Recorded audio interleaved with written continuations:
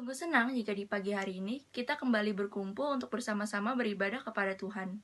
Kita akan melakukan ibadah ini dalam rangka untuk persiapan diri menghadapi penilaian akhir semester ganjil. Dan kita akan meletakkan seluruh pengharapan kita, proses belajar mengajar telah kita lalui, supaya di dalam langsung PPAS nanti, semua dapat berjalan dengan baik dan lancar, dan hanya karena pimpinan Tuhan. Saat ini, saya mengundang kita semua untuk mengambil saat teduh sejenak, kita memfokuskan pikiran kita kepada Tuhan. Saat teduh dimulai.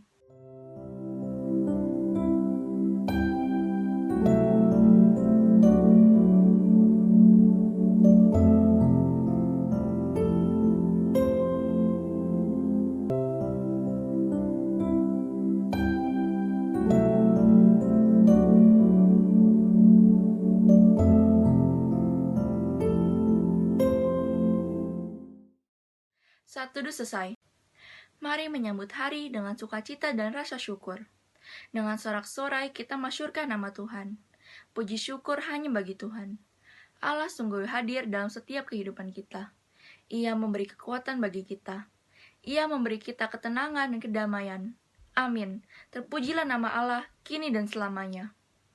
Mari kita naikkan pujian pembuka di pagi hari ini yang terambil dari PKJ 55, Hai Puji Namanya.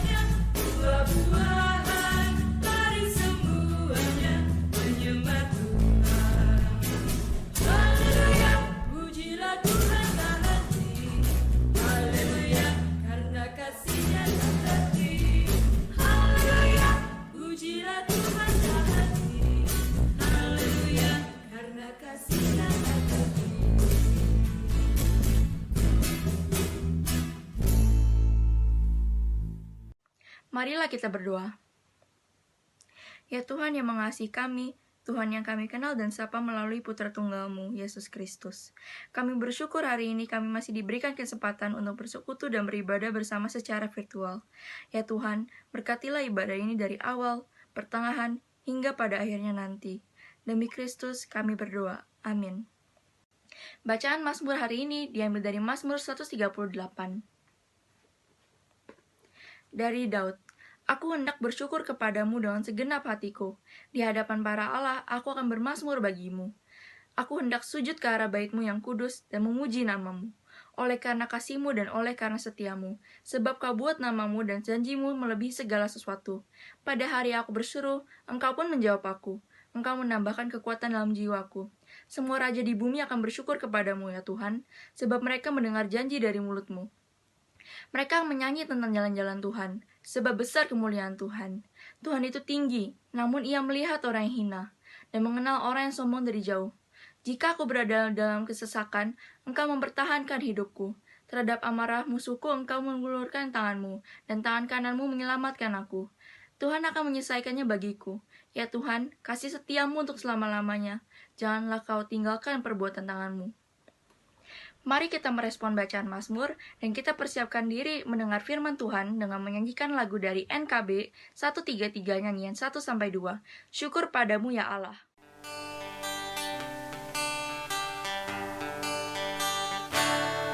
Syukur padamu ya Allah atas segala rahmat-Mu. Syukur atas kecukupan dari kasih-Mu penuh. Syukur atas pekerjaan walau tubuh pun lemah. Syukur atas kasih sayang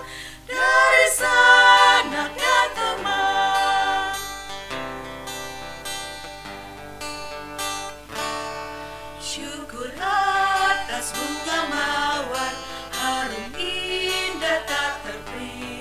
Syukur atas awan hitam dan mentari berseri. Syukur atas suka duka yang kau beri tiap saat, dan firman-Mu lah pelita agar kami tak sesat. Halo anak-anakku, gimana kabar kalian? Semoga kabar kalian selalu baik. Kita akan bersama-sama merenungkan firman Tuhan hari ini. Sebelum itu mari kita bersatu dalam doa. Bapa yang maha baik, Bapa yang maha kudus, puji syukur, terima kasih kami masih boleh ada sampai dengan saat ini. Kami mau mendengarkan firman Tuhan. Biarlah Allah sendiri yang menyapa setiap kami, setiap anak-anak Tuhan di tempat ini, sehingga melalui firman hari ini kami dikuatkan dalam setiap perjalanan dan perjuangan hidup kami di dunia. Terima kasih Tuhan, bersabdalah, kami mau belajar dan mendengar. Dalam nama Tuhan Yesus Kristus kami berdoa. Amin. Anak-anakku, 1 Samuel pasal 1 ayat 1 sampai dengan yang ke-10 firman Tuhan demikian. Ada seorang laki-laki dari Ramataim Sofim, dari pegunungan Efraim, namanya Elkana bin Yeroham bin Elihu bin Tohu bin Suf, seorang Efraim. Orang ini mempunyai 2 istri, yang seorang bernama Hana dan yang lain bernama Penina. Penina mempunyai anak tetapi Hana tidak. Orang itu dari tahun ke tahun pergi meninggalkan kotanya untuk sujud menyembah dan mempersembahkan korban kepada Tuhan semesta alam di Silo. Di sana yang menjadi imam Tuhan ialah kedua anak Eli, Hofni dan Pinehas. Pada hari Elkana mempersembahkan korban, diberikannya lah kepada Penina istrinya dan kepada semua anaknya yang laki-laki dan perempuan masing-masing sebagian. Meskipun ia mengasihi Hana, ia memberikan kepada Hana hanya 1 bagian, sebab Tuhan telah menutup kandungannya. Tetapi madunya selalu menyakiti hatinya supaya ia gusar, karena Tuhan menutup kandungannya. Demikianlah terjadi dari tahun ke tahun. Setiap kali Hana pergi ke rumah Tuhan, Penina menyakiti hati Hana, sehingga ia menangis dan tidak mau makan. Lalu Elkana suaminya berkata kepadanya, Hana, mengapa engkau menangis? Dan mengapa engkau tidak mau makan? Mengapa hatimu sedih? Bukankah aku lebih berharga bagimu daripada 10 anak laki-laki? Pada suatu kali setelah mereka habis makan dan minum di Silo, berdirilah Hana, sedang Imam Eli duduk di kursi dekat tiang pintu bait suci Tuhan. Dan dengan hati pedih ia berdoa kepada Tuhan sambil menangis terseduh-seduh. Yang berbahagia adalah setiap saudara dan saya yang bersedia mendengarkan firman Allah, sekaligus kita yang bersedia memeliharanya. Haleluya. Anak-anak mungkin pernah mendengar nama Soichiro Honda, seorang sosok yang sangat terkenal di dunia. Kalau dilihat namanya, dia berasal dari Jepang, saudara-saudara ya. Siapa Soichiro Honda? Ya, dia seorang pria dari Jepang yang lahir pada tahun 1906, meninggal pada tahun 1991. Apa yang membuat berbeda dari Soichiro Honda ini, anak-anak?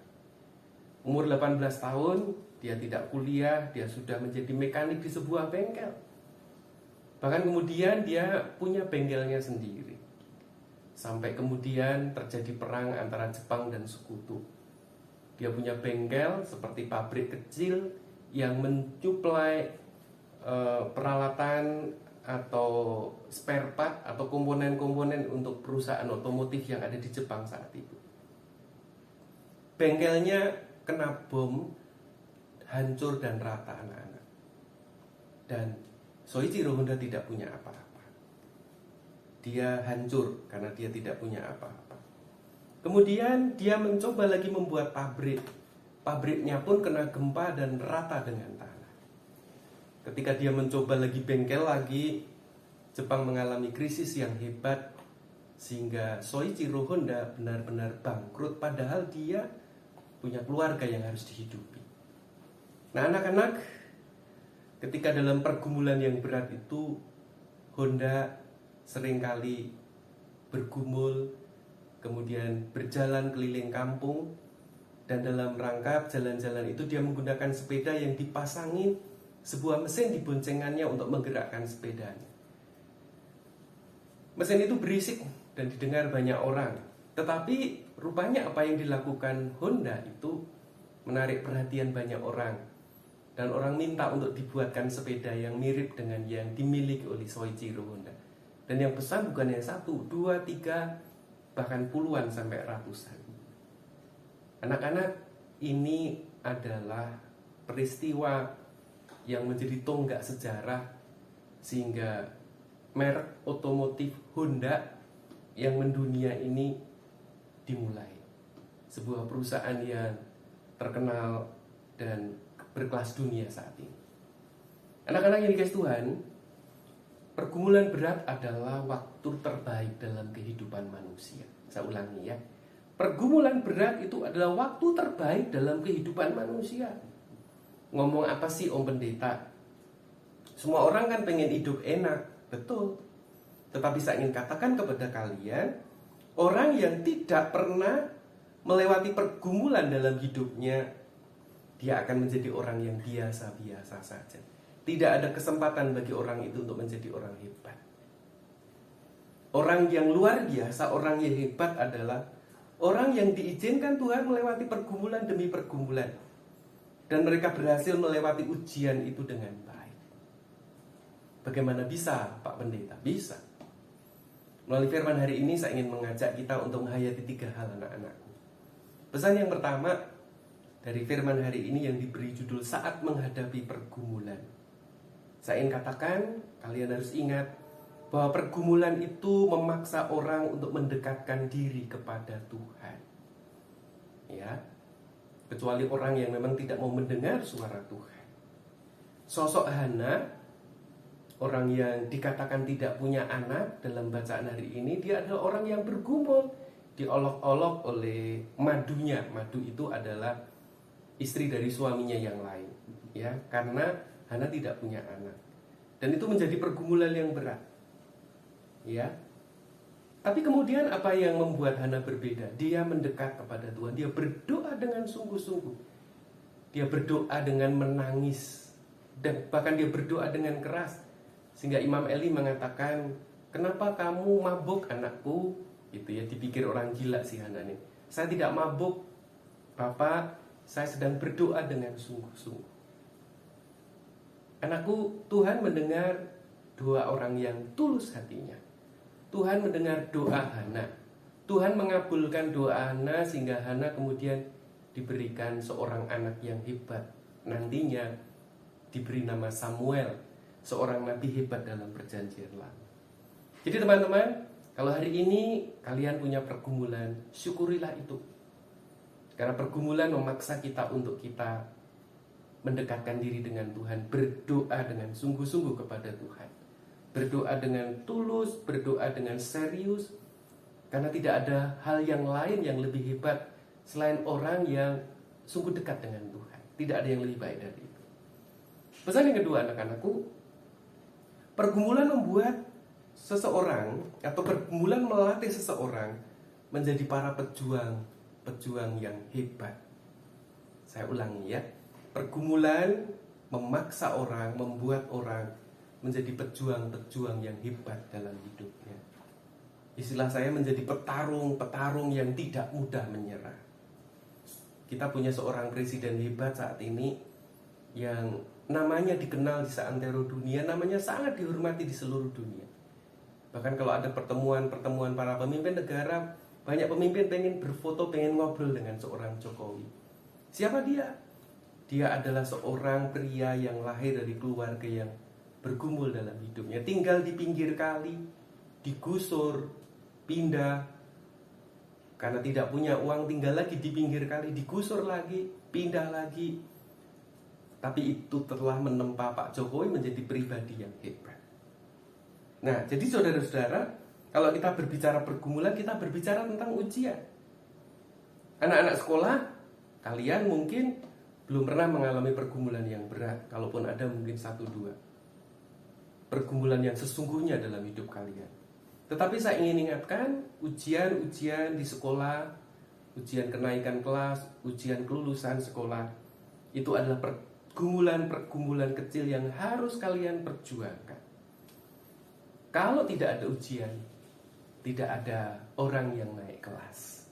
Kalau tidak ada ujian, tidak ada orang yang lulus. Jadi ketika kita dipaksa memasuki ujian, pergumulan, kita harus berjuang, anak-anakku.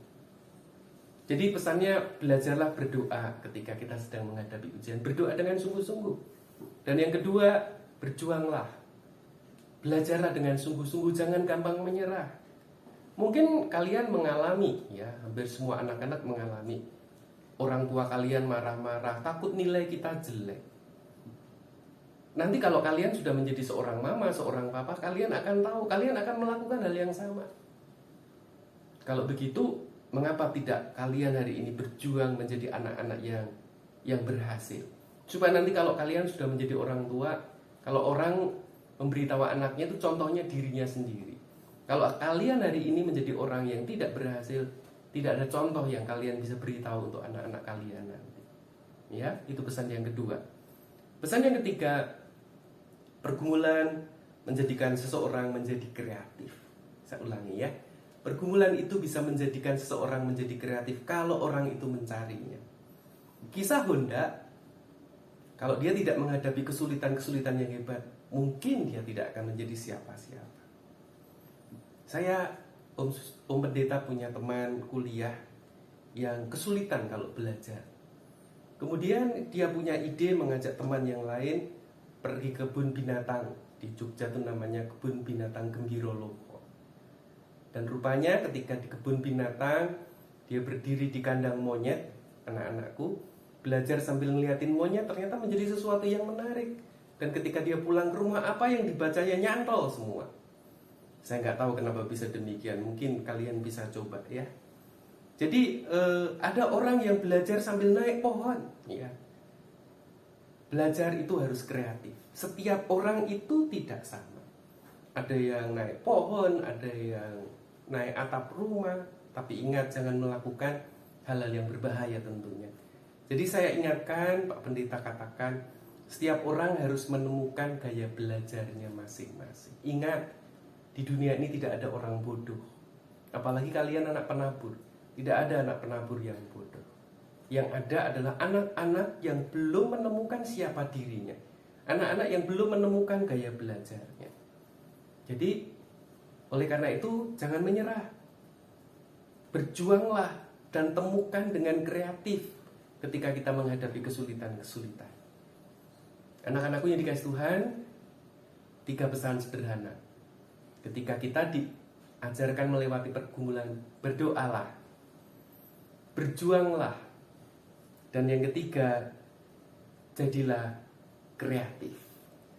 Tuhan kiranya menolong, memberkati, dan memampukan kalian menjadi orang-orang yang berhasil. Terima kasih Bapak Pendeta Suwotsatyo Wardono atas pelayanannya. Untuk merespon firman Tuhan hari ini, kita akan menyanyikan lagu dari PKJ 277 nyanyian 1-2.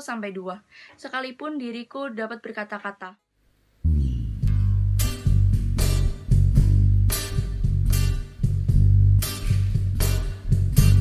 Sekalipun diriku dapat berkata-kata dengan semua bahasa, bahasa manusia dan bahasa malaikat ataupun yang lainnya.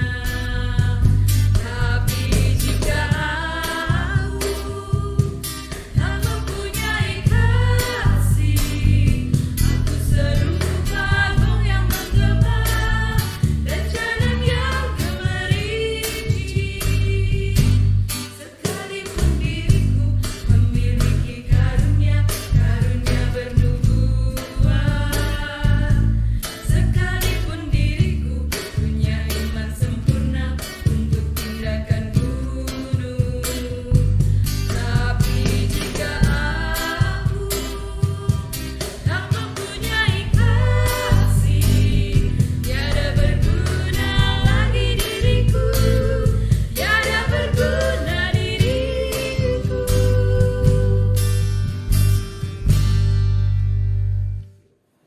Kita berdoa anak-anak.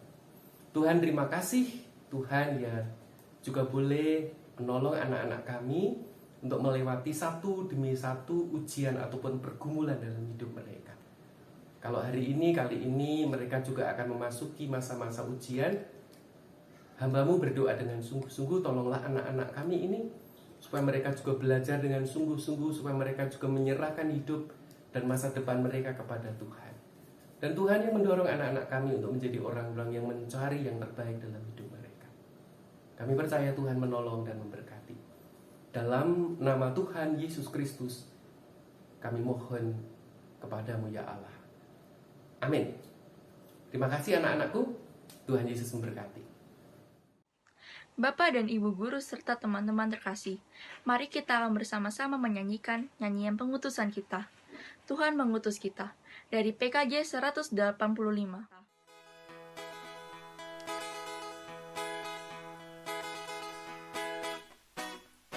Tuhan mengutus kita ke dalam dunia, bawa pelita kepada yang gelap. Meski dihina serta dilanda duka, harus melayani dengan sepenuh. Dengan senang, marilah kita melayani umatnya. Dengan senang, berarti kita memuliakan namanya. Tuhan mengutus kita ke dalam dunia, bagi yang sakit dan tubuhnya lemah. Meski dihina serta dilanda duka, harus melayani dengan sepenuh. Dengan senang, marilah kita melayani umatnya. Dengan senang, berarti kita memuliakan namanya. Bapak Ibu guru yang dikasihi oleh Tuhan Yesus Kristus, anak-anakku yang baik, yang juga dicintai oleh Tuhan. Mari kita akhiri persekutuan kita pada saat ini dengan bersatu dalam doa. Tuhan, terima kasih untuk Tuhan juga boleh memberkati setiap kami dengan segala berkat kebaikan Tuhan, untuk setiap pujian, juga untuk firman yang kami boleh dengarkan bersama-sama. Tuhan yang menolong Bapak Ibu guru di dalam setiap aktivitas mendampingi anak-anak kami. Tuhan yang juga menolong seluruh anak didik kami di dalam proses belajar, di dalam proses ujian yang mereka harus lalui. Tuhan yang menolong. Tuhan yang memberkati keluarga dari anak-anak kami, orang tua mereka.